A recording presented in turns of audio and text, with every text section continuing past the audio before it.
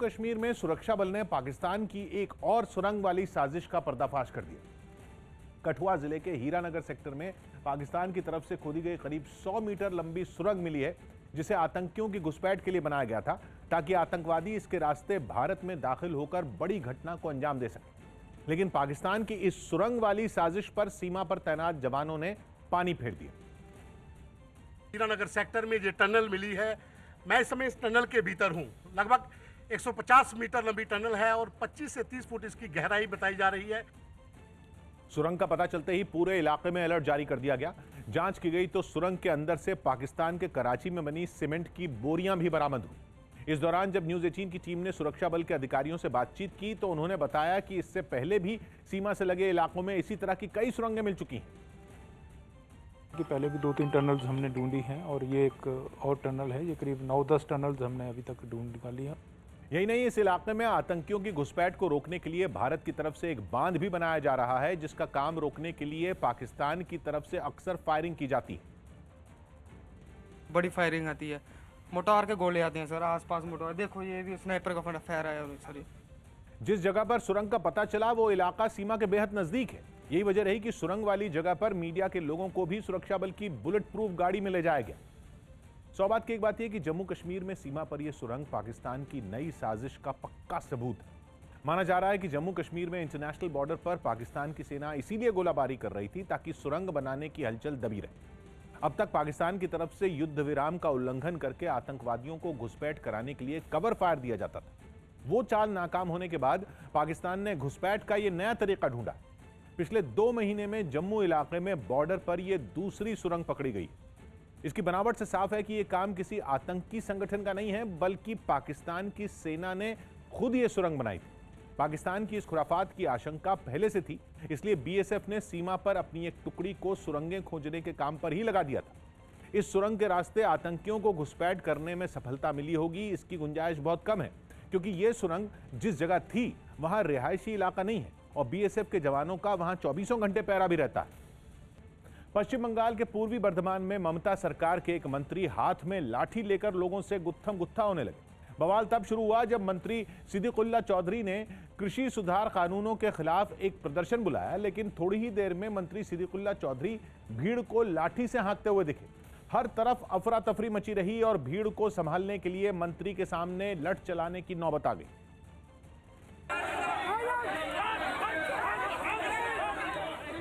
हालांकि उनके लाठी चलाने का कोई असर होता हुआ दिखा नहीं। न तो भीड़ ही छटी, न ही हंगामा बंद हुआ। विवाद तब शुरू हुआ जब प्रदर्शन की वजह से शहर की एक अहम सड़क पर ट्रैफिक जैम लग गया। परेशान लोगों ने हार मानने के बजाय जैम लगाने वालों को हटाने की कोशिश शुरू कर दी। देखते ही देखते सड़क पर जंग का माहौल बन गया, धक्का मुक्की बढ़ने लगी।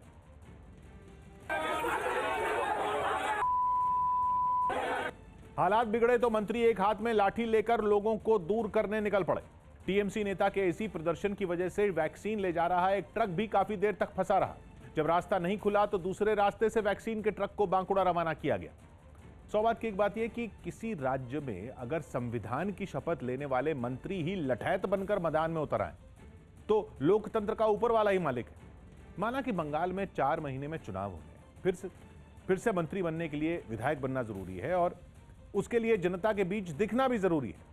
लेकिन उसका यह कौन सा तरीका है कि पहले रास्ता जाम करके लोगों को परेशान करो, फिर लाठी लेकर मारने दौड़ पड़ो। ये मंत्री तो अपनी हेकड़ी दिखाने के चक्कर में यह भी भूल गए कि वो सिर्फ किसानों के नेता नहीं हैं, बल्कि पश्चिम बंगाल के मंत्री हैं। पटना के पुनाचक इलाके में इंडिगो एयरलाइंस के मैनेजर रूपेश सिंह की हत्या से हड़कंप मच गया। एक दिन पहले कुछ बदमाशों ने ऑफिस से लौटते वक्त उनके घर के बाहर ही ताबड़तोड़ फायरिंग कर उनकी हत्या कर दी, जिसके बाद से उनके घर वालों का रो रो कर बुरा हाल है। पटना से उनका शव उनके गांव छपरा भेजा गया, जहां परिवार के सदस्यों के साथ ही पूरे गांव में मातम पसर गया। रूपेश सिंह की पत्नी और उनके पिता की हालत देखकर वहां मौजूद कई लोग अपने आंसू नहीं रोक पाए।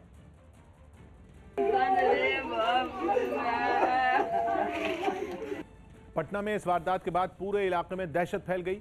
मामले की गंभीरता को देखते हुए इसकी जांच एसआईटी को सौंप दी गई। इसका एक सीसीटीवी वीडियो भी सामने आया जिसमें रूपेश कुमार अपनी गाड़ी में बैठकर अपने घर की तरफ लौटते दिखाई दिए। पास के अपार्टमेंट से सीसीटीवी बरामद हुए हैं, उसमें 2 लोग दिखे हैं मोटरसाइकिल से जाते हुए। ऐसे में पटना पुलिस पूरे मामले की जांच कर रही है। बताया गया कि हत्या से 2 दिन पहले ही रुपेश सिंह और उनके परिवार गोवा से घूमकर लौटा था। जिस गाड़ी में उनकी हत्या हुई थी उसे थाने ले जाया गया ताकि उसके जरिए जांच टीम को कुछ सुराग मिल सकें और बदमाशों को जल्द से जल्द पकड़ा जा सके, क्योंकि राजधानी में सरेआम हुई इस हत्या ने कानून व्यवस्था पर कई सवाल खड़े कर दिए। यही वजह रही कि इस मामले की जांच के लिए सिटी एसपी की अगुवाई में एसआईटी का गठन किया गया, जिसमें 5 पुलिस अधिकारी शामिल किए गए। वहीं सीसीटीवी में दिखे मोटरसाइकिल सवार 2 लोगों की तलाश के लिए कई जिलों में छापेमारी की जा रही है। इसके अलावा रुपेश कुमार के मोबाइल की कॉल डिटेल्स की भी जांच शुरू कर दी गई और उस आदमी से भी पूछताछ की गई जिससे आखिरी बार उनकी बातचीत हुई थी। जो भी आवश्यक निर्देश हैं माननीय मुख्यमंत्री ने दिए हैं और उम्मीद करते हैं कि अपराधियों की गिरफ्तारी जल्द होगी। सौबात की एक बात यह कि पिछले कुछ महीनों में बिहार में रंगदारी के लिए हत्या की कई घटनाएं सामने आ चुकी थीं। किसी भी राज्य में जब पेशेवर अपराधी बेखौफ होकर कत्ल करने लगे तो इसका एक ही मतलब होता है कि अपराधियों के संगठित गिरोह पैदा होने की शुरुआत हो चुकी है। पटना में इंडिगो के मैनेजर की हत्या इस लिहाज से भी कानून व्यवस्था के लिए खतरे की घंटी जैसी ही। हत्या की वजह अब तक ना पुलिस की समझ में आई है, न ही परिवार के लोग या परिचितों को सूझ रहा है कि उनका ऐसा दुश्मन कौन हो सकता है। हत्या जिस अंदाज में हुई उससे शक यही है कि हत्यारे पेशेवर थे। मध्य प्रदेश के राजगढ़ में एक नदी में मुगल काल के सिक्कों की तलाश में एक पूरा गांव जुट गया। 10 दिन पहले वहां के लोगों में एक अफवाह फैली कि नदी में एक आदमी को 8 से 10 सोने के सिक्के मिले। फिर क्या था, पूरा गांव उस नदी में सोने के सिक्कों की तलाश में कूद पड़ा। गांव की महिलाएं हों या फिर बूढ़े, बच्चे, जवान, कोई भी पीछे नहीं रहा। अफवाह उड़ते ही सभी ने नदी को हर तरफ से खोदना शुरू कर दिया। अपना काम धंधा छोड़कर सभी सिक्कों की तलाश में लग गए। इनको 8 से 10 दिन यहाँ पर हो गए हैं। प्रशासन से जब हमारी बात हुई तो प्रशासन ने ये बताया कि ये सिर्फ अफवाह है। कई दिन बीत गए लेकिन किसी को भी अब तक इस नदी से सोने का एक भी सिक्का नहीं मिला। हाँ, कुछ लोगों के हाथ कुछ पुराने सिक्के जरूर लगे, लेकिन ये वो नहीं थे जिनके लिए ये लोग इतने दिनों से पसीना बहा रहे हैं। सौबात की एक बात यह कि लालच की पट्टी जब हम लोगों की आंखों पर बन जाती है तो फिर सोचने समझने की शक्ति खत्म हो जाती है। वैसे भी हम लोग आंखों देखी पर भरोसा बेशक ना करें, अफवाहों पर आंख मूंद कर ही भरोसा करते हैं।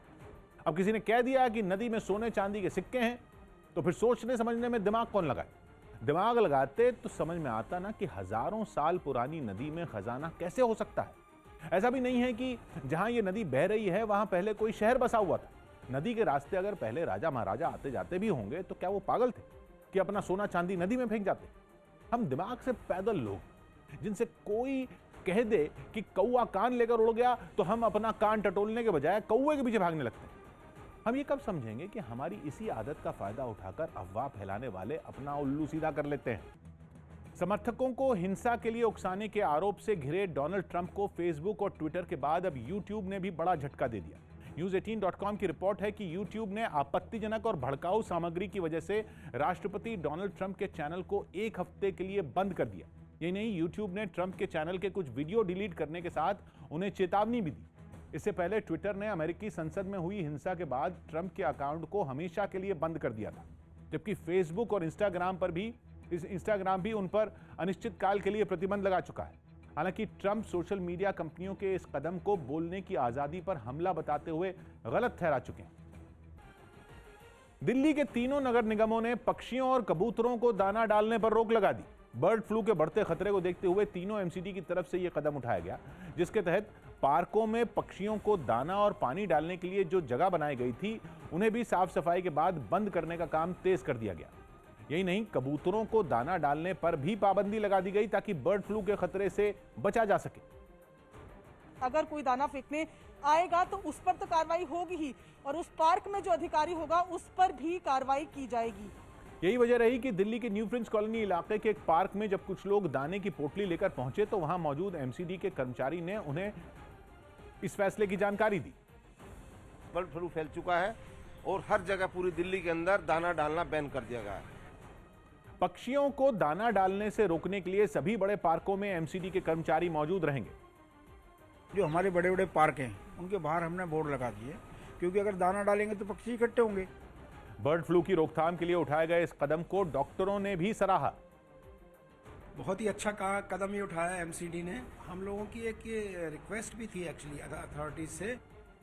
पार्कों में पक्षियों पर ही नहीं, रास्तों पर कबूतरों को दाना डालने पर भी एमसीडी ने पाबंदी लगा दी।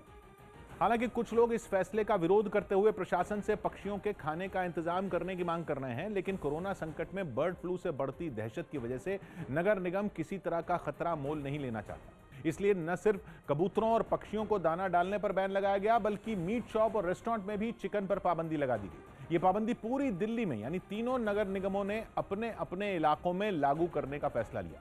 यही नहीं, मुर्गे मुर्गियों की खरीद बिक्री पर भी पूरी तरह रोक लगा दी गई। साथ ही रेस्टोरेंट और ढाबों में चिकन या उससे बनी किसी भी चीज को परोसने पर भी प्रतिबंध लगा दिया गया। 100 बात की एक बात यह कि बर्ड फ्लू ने हम सबको दहशत और दुविधा में डाल दिया है। डर महामारी फैलने का है और दुविधा यह है कि हम खुद को बचाएं कि बेजुबान परिंदों की फिक्र करें। दिल्ली एनसीआर में ढेर सारे कबूतर हैं जिन्हें हम लोग दाना पानी देते रहते हैं। दिल्ली में कनॉट प्लेस से लेकर झंडेवालान तक चौराहों पर सुबह सुबह लोग कबूतरों को दाना डालने पहुंच जाते हैं। अब इस पर पाबंदी लगा दी गई। हमारी सेहत के लिए जरूरी है, लेकिन अभी ये नहीं बताया गया कि उन कबूतरों का क्या हो। कड़ाके की ठंड में दाने के बिना अगर कबूतर मरने लगे तो बर्ड फ्लू की दहशत और अफवाह फैलने से रोकने के बारे में भी हमको अभी से सोचना होगा। प्रधानमंत्री फसल बीमा योजना के 5 साल पूरे हो गए और इस मौके पर कृषि मंत्री नरेंद्र तोमर ने वीडियो कॉन्फ्रेंसिंग के जरिए योजना से जुड़े तमाम विभागों के अफसरों को बधाई दी और यह दावा किया कि इस योजना के जरिए किसानों के हालात में बड़ा बदलाव आया। योजना के फायदों की वजह से अब तक 25 करोड़ किसान फसल बीमा योजना से जुड़ चुके हैं। इस योजना में 25 करोड़ से अधिक किसान बीमित हो चुके हैं। प्रतिवर्ष लगभग 5 करोड़ किसान नए जुड़ रहे हैं। केंद्र की इस योजना के तहत बेहद कम प्रीमियम पर फसलों का बीमा किया जाता है। सूखा, बाढ़ या किसी और मुसीबत के कारण फसल खराब होने पर किसानों को नुकसान की पूरी भरपाई की जाती है। यूपी के मिर्जापुर में न्यूज़ 18 की टीम को ऐसे कई किसान मिले जिन्होंने पिछले साल ही बीमा की योजना का फायदा उठाया। ओले गिरने के कारण पूरी फसल बर्बाद होने पर फसल बीमा योजना किसानों का सहारा बनी। बीमा कराए थे उसका हम लोगों को भरपूर बीमा का लाभ मिला। मेरा क्या कहते हैं, बीमा का पैसा 1,84,000 रुपये आया। केंद्र सरकार ने योजना से जुड़े बैंकों से अपील की है कि योजना के फायदों को दूर दराज तक के किसानों तक पहुंचाया जाए ताकि पूरे देश के किसानों को योजना से जोड़ा जा सके। 100 बात की एक बात यह कि देश का भूगोल ऐसा है कि किसानों की फसल कहीं बाढ़ में बह जाती है, कहीं सूखे में झुलस जाती है। शीतलहर और ओलों का कहर भी किसानों को भुगतना पड़ता है। एक बार फसल बर्बाद हुई तो कर्ज के दलदल में किसान धंसते ही चले जाते हैं। प्रधानमंत्री मोदी ने जब किसानों की आमदनी दुगनी करने का संकल्प लिया था और उसके लिए योजनाएं बनानी शुरू की थी तो पहली चिंता फसलों की बर्बादी से किसानों को बचाने की ही थी। उसी लिए 5 साल पहले प्रधानमंत्री फसल बीमा योजना लागू हुई थी। शुरुआत में किसानों को यह चिंता थी कि कहीं बीमा में मिलने वाली रकम से ज्यादा प्रीमियम न भरना पड़ जाए। यह आशंका भी सरकार ने दूर कर दी। इस योजना के लिए किसानों को प्रीमियम की रकम का ज्यादा से ज्यादा 5% ही देना होता है। बाकी प्रीमियम केंद्र और राज्य सरकारें सब्सिडी के तौर पर देती हैं। लव जिहाद कानून पर मचे घमासान के बीच शादियों के रजिस्ट्रेशन पर इलाहाबाद हाई कोर्ट की लखनऊ बेंच ने बड़ा फैसला सुनाया। न्यूज़ 18 के सर्वेश दुबे की रिपोर्ट है कि अदालत ने स्पेशल मैरिज एक्ट के तहत शादियों से पहले नोटिस जारी होने और उस पर आपत्तियों को गलत माना। साथ ही हाई कोर्ट ने इसे निजता के अधिकार का हनन बताया, जबकि फैसले में यह भी कहा गया कि किसी के दखल के बिना पसंद का जीवन साथी चुनना व्यक्ति का मौलिक अधिकार है। साथ ही कोर्ट ने अपने फैसले में साफ कर दिया कि अगर शादी कर रहे लोग नहीं चाहते तो उनकी जानकारी भी सार्वजनिक न की जाए। हालांकि शादी कराने वाले अधिकारी के सामने यह विकल्प होगा कि वो दोनों पक्षों की पहचान और तथ्यों की पुष्टि करें। कोर्ट ने यह आदेश एक मुस्लिम समुदाय की लड़की के धर्म बदलकर हिंदू लड़के से शादी करने के मामले में दिया। दिल्ली समेत देश के कई राज्यों में कोरोना की वैक्सीन के पहुंचने के बाद अब दिल्ली सरकार के सबसे बड़े अस्पताल एलएनजेपी में इसे लगाने की तैयारियां भी तेज हो गई। पूरी दुनिया में कोरोना की वैक्सीन लगाने का सबसे बड़ा अभियान भारत में 16 जनवरी से शुरू हो रहा है और इसमें शामिल होने के लिए देश के कई राज्यों में खास तैयारियां की जा रही हैं। दिल्ली में कोरोना के सबसे बड़े अस्पताल एलएनजेपी से भी इसके लिए कई इंतजाम किए गए हैं। यहां 16 जनवरी को 100 स्वास्थ्य कर्मियों को कोरोना की वैक्सीन लगाई जाएगी, जिसके लिए अस्पताल में ही अलग से वैक्सीन सेंटर बनाया गया। वहां सोशल डिस्टेंसिंग बनी रहे, इसका भी खास तौर पर ख्याल रखा गया। रूम बनाया गया है जहां पर 16 तारीख को जो है वैक्सीन लगाई जाएगी। इस अस्पताल में 4000 स्वास्थ्य कर्मी हैं और पहले दिन 100 लोगों को वैक्सीन लगाई जाएगी, जिसके बाद उनकी संख्या बढ़ाकर रोजाना 200 से 300 कर दी जाएगी। जिसका हम वेट कर रहे थे पिछले 9-10 महीनों से, वो अब 16 तारीख को एक सपने की तरह साकार होने जा रहा है। कोरोना महामारी के खिलाफ देश भर में सबसे अहम अभियान की शुरुआत 16 जनवरी से होगी। न्यूज़ 18 के विक्रांत यादव की रिपोर्ट है कि प्रधानमंत्री नरेंद्र मोदी शनिवार को टीका लगाने के अभियान की आधिकारिक रूप से शुरुआत करेंगे, जिसके तहत देश भर में 3 करोड़ स्वास्थ्य कर्मियों को पहले दौर में कोरोना का टीका लगाया जाएगा। सूत्रों के मुताबिक देश के कुछ अस्पतालों को भी इस कार्यक्रम के दौरान जोड़ा जाएगा और वो कुछ स्वास्थ्य कर्मियों से बात भी करेंगे। साथ ही इस मौके पर प्रधानमंत्री कोविन ऐप भी लॉन्च करेंगे, जिसके जरिए ही टीका लगवाने के लिए लोग संपर्क कर पाएंगे। आखिरकार वो दिन आ ही गया जिसका इंतजार पूरे 1 साल से समूचा देश कर रहा था। और देश के लिए ये भी गर्व की बात है कि जिन कोरोना वॉरियर्स ने देश को कोरोना से बचाने में सबसे महत्वपूर्ण भूमिका निभाई, उन्हें ही सबसे पहले कोरोना का टीका दिया जाएगा। सौभाग्य की एक बात है कि कोरोना वैक्सीन लगाने का दुनिया का सबसे बड़ा अभियान भारत में शुरू होने जा रहा है। इस अभियान को सफल बनाने की चुनौती भी उतनी ही बड़ी है, इसलिए सरकार फूंक फूंक कर कदम उठा रही है। इसमें हम सब की भूमिका बड़ी अहम है, क्योंकि हमने अगर सरकार की तरफ से जारी दिशा निर्देशों को तोड़ने की कोशिश की तो सारी तैयारियां ताश के पत्तों की तरह बिखरती चली जाएंगी। हम सबको बेचैनी है कि हमारा नंबर कब आएगा। ये बेचैनी वाजिब भी है, लेकिन हमको याद रखना पड़ेगा कि भारत में पहले, दूसरे और तीसरे चरण में जिन लोगों को वैक्सीन लगनी है, उनकी संख्या अमेरिका की कुल आबादी के बराबर है। अपने देश के सभी लोगों को वैक्सीन लगाने की हालत में तो अमेरिका भी नहीं है, इसलिए थोड़ा सब्र हम सबको रखना होगा। ये वैक्सीन पहले देश के सभी डॉक्टरों, स्वास्थ्य कर्मियों को लगनी है। महामारी से सीधी जंग वही लड़ रहे हैं, इसलिए वैक्सीन की सुरक्षा हासिल करने का पहला हक उन्हीं को है। बढ़ चढ़कर बातें करने वाले चीन की कोरोना वैक्सीन भी उसके सामान की तरह फिसड्डी साबित हुई। News18.com की रिपोर्ट है कि ब्राजील में चीन की वैक्सीन का जो डेटा जारी किया गया, उसमें वो सिर्फ 50% ही कारगर पाई गई। इससे पहले चीन ने अपनी वैक्सीन के लिए बड़े बड़े दावे करते हुए उसे हल्के लक्षण वाले मरीजों पर 78%, जबकि गंभीर लक्षण वाले मरीजों पर 100% कारगर बताया था। लेकिन जब ब्राजील में इसी वैक्सीन के तीसरे चरण के ट्रायल का डेटा जारी किया गया तो चीन की पोल खुल गई।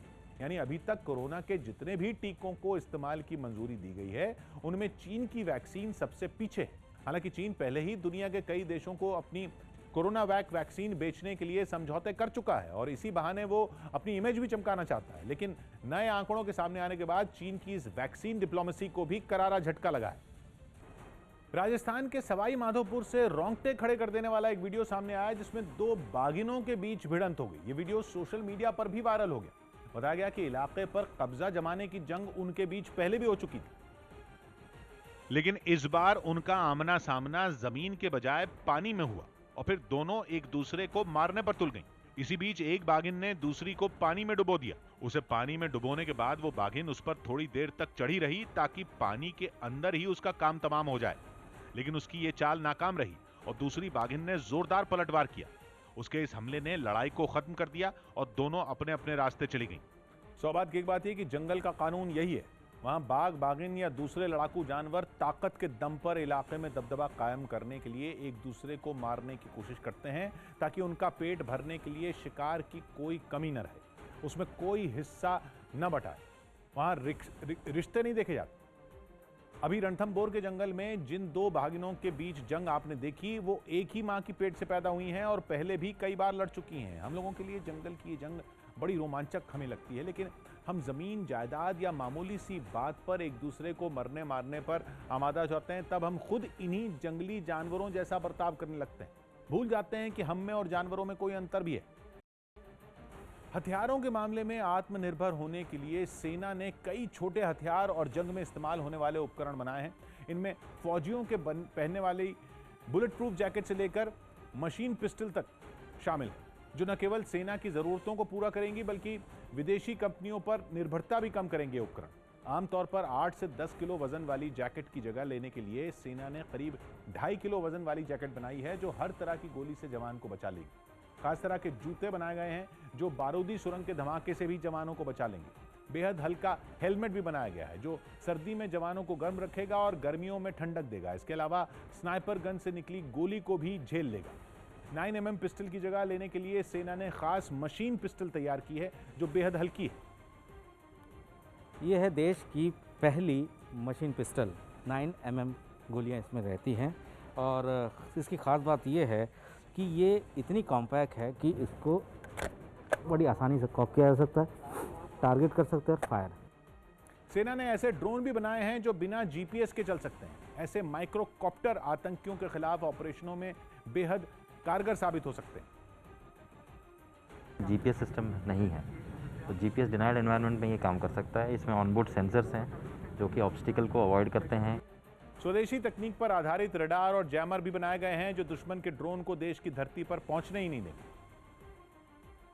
कैमरा के थ्रू, जो कि इसकी रेंज 1.5 किलोमीटर की रेंज है, उस पर आप टारगेट को डिटेक्ट कर सकते हैं।